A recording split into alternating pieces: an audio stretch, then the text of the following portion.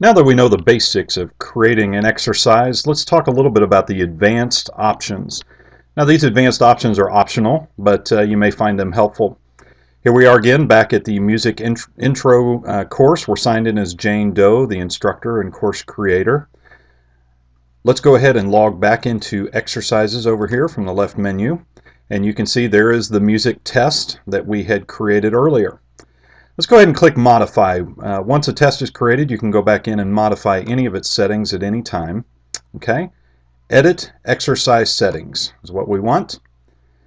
Okay, you can see that the test was called Music Test. We didn't have a description. We said that we wanted to test all of the questions to be on a unique page, so we didn't want to page through with one question per page, so all the questions will be on a single page.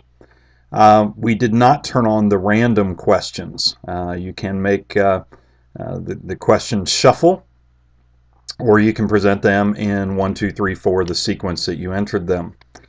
Now here you'll see advanced options optional. This menu was also available when you first created the course. But let's go ahead and click on those advanced options and take a look at what we have here. The first option that you have is to establish a start date. You may be working on exercises that won't start for some time, so you can set a start date limit. That would keep students from going in early and doing the exercise.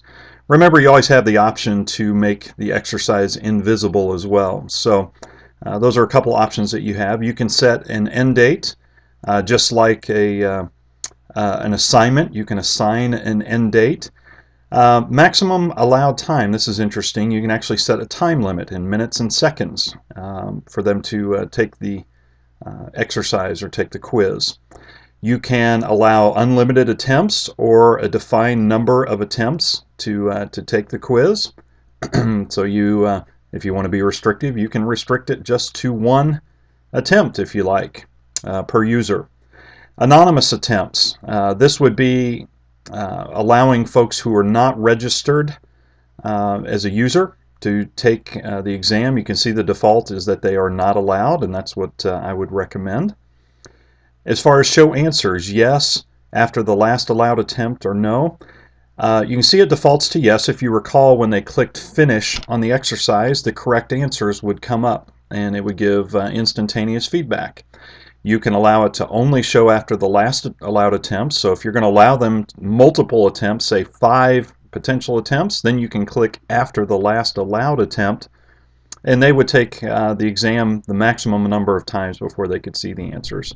Or you could just say no. And finally, you can put a message at the end. This would just be a personalized message for this test that the students would see when they were finished taking the exam. You click OK, and your settings have all been changed now and saved in the system.